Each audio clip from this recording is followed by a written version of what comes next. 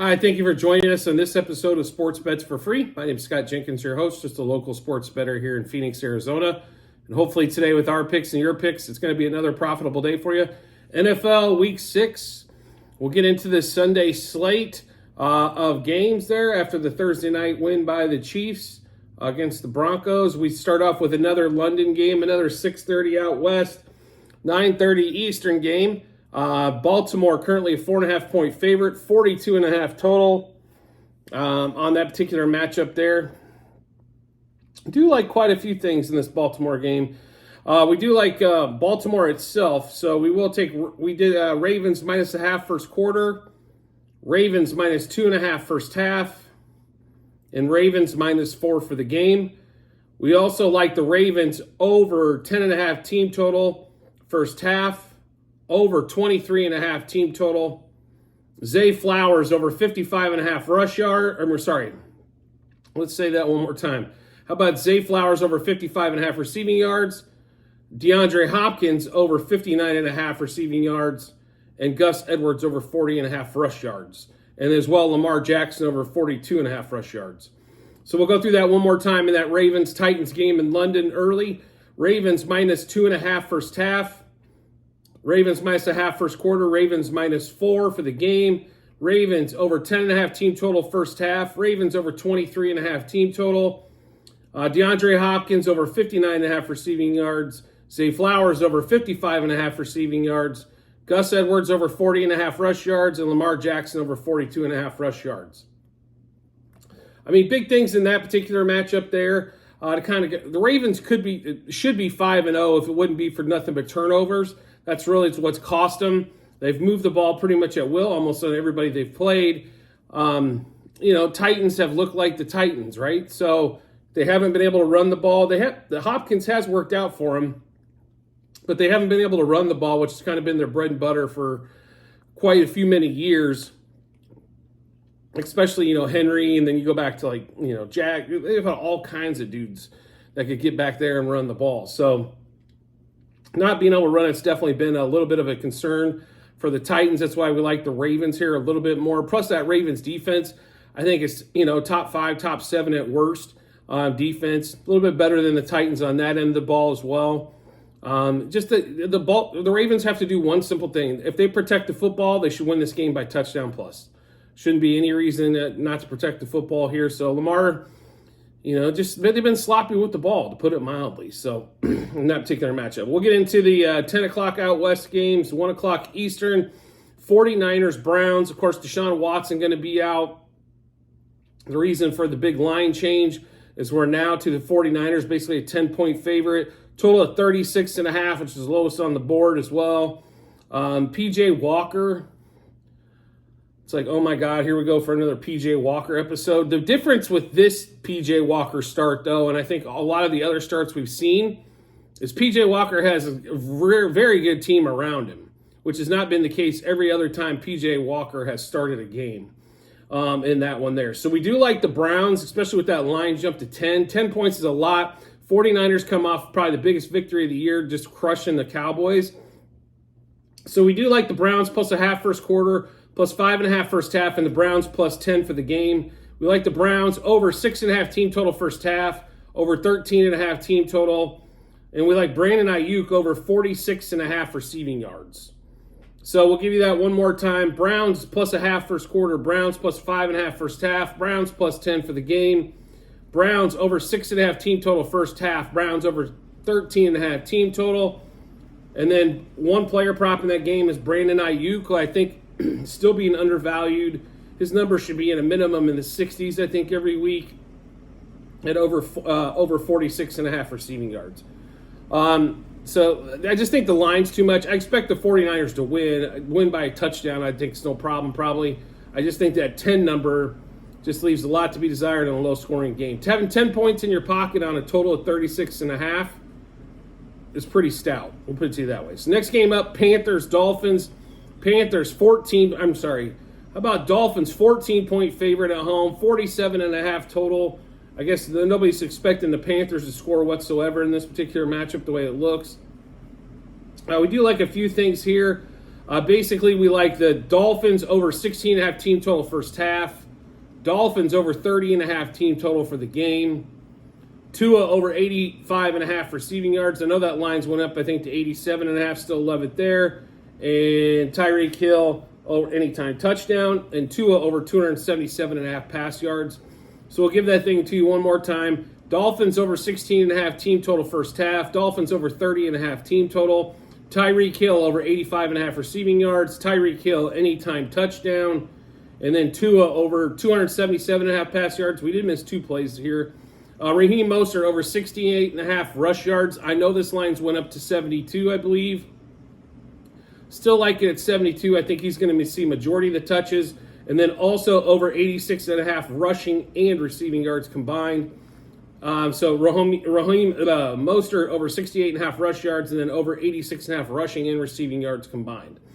In this particular matchup here, it's if you've watched NFL football so far this year, you know the Panthers can't score, and the number one offense is the Dolphins. They cover 14-point basically total, or a 14-point number last week, and they were -3 in the turnover battle against the Giants. So I don't think they can turn the ball over and do that this week, but I do expect them. They should be right around the number. Maybe they're up 3 touchdowns and allow one late for a backdoor push, but on there. But we'd like the Dolphins to be able to score. I think 31 is a pretty obtainable number for them this week, pretty easily. So next game up, Vikings-Bears. Vikings are currently a 3-point favorite for some ungodly known reason at the Bears. Both teams with 1 win. But they've been going in kind of opposite directions a little bit. 43.5 point total. The Bears have offensively looked really good the last 2 weeks. Not going to say the same for the Vikings. The last 2 weeks for them offensively have been piss poor. The defense for the Vikings not that good. Neither is the Bears. That's why I'm kind of surprised at the total at 43.5 in that particular matchup there, because neither defense is that great. Both teams should be able to move the ball and score. You just get how many turnovers are we going to have this game? Because the Vikings have done it all season long, and the Bears are notorious for it as well. So I wish they had an over-under for turnovers at like 4.5, because I'd still take the over in this particular matchup. So on this game here, so we will get we do like the Bears this week. Just think home dog in this situation. No Justin Jefferson for the Vikings. I'm not saying they're going to struggle moving the ball down the field, but they just don't have that huge weapon. So we do like the Bears plus a half first quarter, Bears plus a half first half, Bears plus 3. We also like we mentioned the over 8.5 total first quarter, over 23.5 total first half, and over 43.5 for the game. And then player prop wise, KJ Osborne over 40.5 receiving yards. Bears over 20.5 team total. Justin Fields over 1.5 passing touchdowns. That should be around plus 210. I think that's awesome value, as I think he throws a couple. Justin Fields over 188.5 pass yards. Kirk Cousins over 249.5 pass yards. And DJ Moore, the ticket that always cashes, over 57.5 receiving yards. So let's give you this Bears game one more time. So Bears plus a half first quarter. Bears plus a half first half. Bears plus 3 for the game. Then we like the over 8.5 first quarter, over 23.5 total first half, and over 43.5 total for the game. Bears over the 20.5 team total. KJ Osborne over 40.5 receiving yards. Justin Fields over 1.5 passing touchdowns. Justin Fields over 188.5 passing yards. Kirk Cousins over 249.5 passing yards. And DJ Moore over 57.5 receiving yards. Next game up is going to be Seahawks-Bengals. Bengals currently a 3-point favorite, total of 45 at home against the Seahawks. I'm a little curious about the line, to say the least. I know the Bengals look great, but that was going against last week, but that was going against the Cardinals. The Seahawks have played tough. Their big road win was actually going to be in Detroit. I think one of the tougher places to play this season. Detroit always seems to put up some monster number, and somehow the Seahawks still came and did their business in that particular game. But I'll be honest with you, I think the Seahawks are going to have a whale of a day. Now, we're going to stay away from the line on this one pretty much, but we do like quite a few things in this game, especially the overs. So Seahawks over 9.5 team total first half. Seahawks over 21.5 team total. And then we like the total in the game over 8.5 total first quarter, over 21.5 total first half, and over 44.5 total for the game. We also like DK Metcalf over 63.5 receiving yards. Is the back end of that Cincinnati defense is not what I would call stellar this year. Geno Smith over 238.5 pass yards. We also like Jamar Chase. The number was 87.5 rushing and receiving, or just receiving. So we'll take the rushing and receiving, a little bit better value in case he does get a run in on that particular matchup. So we'll give you this stuff one more time in this Seahawks-Bengals game. Seahawks over 9.5 team total first half, over 21.5 team total. Then we like the totals for the game of Seahawks over 8.5 total first quarter, over 21.5 total first half, and over 44.5 total for the game. DK Metcalf over 43, how about over 63.5 receiving yards for DK Metcalf. Geno Smith over 238.5 pass yards, and Jamar Chase over 87.5 rushing and receiving yards combined in that particular matchup there. So next game up for us, or I should say next game on the slate, is going to be Colts-Jags. We do like a few things in this one here that we'll go over with you. We do like the Jags this week. They come, back-to-back weeks in London. Kind of got the season, I think, turned around a little bit. Colts starting Gardner Minshew. No Anthony Richardson this week, so a little bit more prototypical quarterback you got to plan for. I think the Jags can control him a little bit better. I was a little worried that Richardson would run all over the place on him, but do like the Jags this week. Line's around 4.5, depending on where you're looking at it, but like Jags minus a half first quarter, Jags minus 3.5 first half, and we did get the Jags at minus 4.5. We also like the Jags over 25.5 team total, over 12.5 team total first half. We also like Calvin Ridley over 60.5 receiving yards, and then Michael Pittman over 60.5 receiving yards. I think the numbers on both those guys are actually below 60 at the moment, so definitely some good value there. So we'll give you that one more time. Jags minus a half first quarter. Jags minus 3.5 first half. Jags minus 4.5 for the game. Jags over 12.5 team total first half. Over 25.5 team total for the game. Ridley and Pittman over 60.5 receiving yards. I will say this. The Jags could have a lot better record if they also were not sloppy as hell with the ball. If they don't turn the ball over a lot this week, they should be in a fantastic shape in that particular matchup there. Next game up on the schedule is going to be Saints-Texans. Isn't everybody super excited about this low-scoring affair we're about to see? Saints minus 1.5 on the road at Houston, total of 42.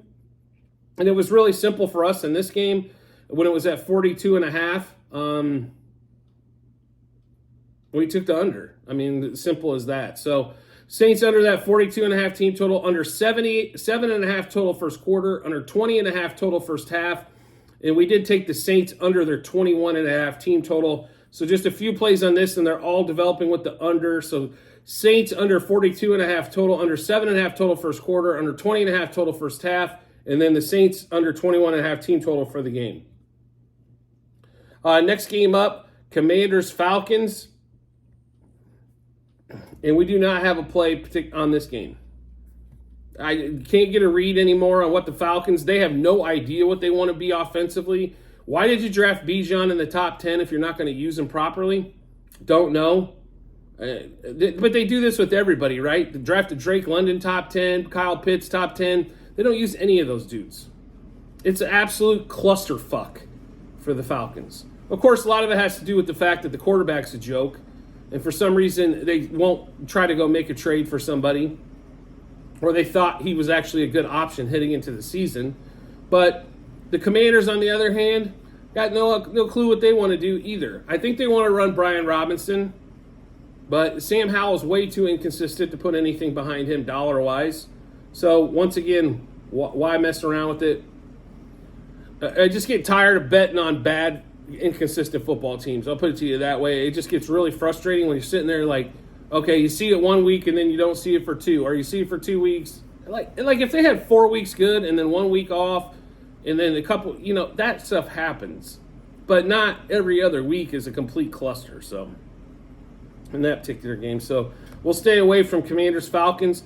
Then we get into the late afternoon window. 1 o'clock out here in the West Coast, 4 o'clock East. Patriots, Raiders. The only thing you'd want to bet here is what we're betting, and that's going to be we don't believe either team can score worth a piss. So, therefore, what do? We're going to take unders and interceptions and all that kind of stuff. So, we're going to take the Raiders under 7, Raiders, Patriots under 7.5 total first quarter, under 20.5 total first half, and under 41.5 total for the game. Raiders under the 22.5 team total. They haven't scored over 17 yet. Why would their number be at 22.5? Don't know. Patriots under the 19.5 team total. Mac Jones under 207.5 pass yards. Mac Jones interception. Josh Jacobs under 70.5 rush yards. So to go through that Raiders-Patriots game again, trust me, I don't want to watch it, but we are going to bet it because we think there's value. Raiders-Patriots under 7.5 total first quarter, under 20.5 total first half, under 41.5 total for the game. Raiders under their 22.5 team total. Patriots under their 19.5 team total. Mac Jones under 207.5 passing yards. Mac Jones pick. And Josh Jacobs under 70.5 rushing yards because I don't think he's ran for that in 2.5 games combined. Eagles-Jets. 6.5 point favorite for the Eagles at the MetLife Stadium. Total of 41.5. And amazingly enough, I thought for sure we were going to like something on this game, and we just do not. I can't find anything worth of value at all. I honestly think that all the running backs for the Eagles are going to have about 50 yards. They're not going to throw the ball a ton, and the score is going to be low. So there's not going to be a lot of value unless you want to bet unders. But we're also nervous on the other end that that the Eagles could blow up in this game. So therefore, don't see a lot of value either side. So we are staying away from that game completely. Next game up, Cardinals at the Rams. Rams a 7-point favorite at home. Total of 48.5. We do like some stuff in this particular matchup. Mostly player, we're looking at the player prop market here, but Cooper Kupp over 86.5 receiving yards. Puka Nacua over 67.5 receiving yards. Josh Dobbs to throw a pick. Matt Stafford over 277.5 pass yards. Matt Stafford under 1.5 passing touchdowns. Why? Because they don't throw the ball in the red zone. Kyren Williams over 65.5 rushing yards. I would have bet him for an anytime touchdown, but I refuse to bet anybody that's over minus 200 for an anytime touchdown, as there's not any value in it. So we'll go through that game one more time. Cooper Kupp over 86.5 receiving yards. Puka Nacua over 67.5 receiving yards. Josh Dobbs pick. Matt Stafford over 277.5 pass yards. Matt Stafford under 1.5 passing touchdowns. Kyren Williams over 65.5 rushing yards. Next game up on the board, Lions, Bucks. Lions currently a 3-point favorite in Tampa Bay, 42.5 total. There's not a lot yet on this game. I don't know why there's not a Sam Laporta prop. We've checked multiple sites, can't find nothing. Not sure what's going on there. We did like a couple of small things in this game. Rashad White over 45.5 rush yards. And Amon-Ra St. Brown over 5.5 receptions. So one more time, Rashad White over 45.5 rush yards. Amon-Ra St. Brown over 5.5 receptions. Make sure you do check out the Google Sheets for this particular matchup and all of our bets for Sunday NFL. Is we're just not, there's probably going to be a few things added. And that involves the Sunday night game as well. 15-point favorite is Buffalo at home against the Giants, 44 total. We haven't played anything on this game yet. We'll probably add something to this. So just like I said, make sure you check out those Google Sheets for all of our bets. You might have to check this one out Sunday morning to boot as well, just because there's not a lot of huge value on the board for this. We might be looking like a Gabe Davis touchdown. But I just, if they get up 30-0 early, I just think they're going to put the brakes on, and therefore all the numbers are going to kind of come down, and the numbers are sky high, which they should be going against that Giants defense, like player prop-wise, but just, they could be putting the brakes on it. Or Buffalo could be one of the, we need to work on our run game, so let's run the ball 36 times against the Giants to kind of improve there as we think we're going to win the game handily. So like I mentioned a few times before, make sure you do check out the Google Sheets in the comments section of this episode. You will find a link there. There are 4 sheets to look through. Sheet 1 is football last year. Sheet 2, baseball this year. Sheet 3 is football this year. And Sheet 4 is basketball this year. And when it comes to football and basketball, college and pro will be on the same sheet. So check those out when you get some time. And always, if you can subscribe and get notifications to the channel, so when we drop our bets, you get those first. Not only will you get all of our bets by looking those up, but you'll also get our best bets that we put out in short form, whether it's for college football, NFL football, baseball, basketball, UFC, Formula One, English Premier League, all the stuff we like to bet on. We'll let you know and try to put that in short form as well for our top bet in each one. So make sure you check that out when you get some time. I do appreciate everybody's support as always for the show, and I look forward to seeing you on the next episode.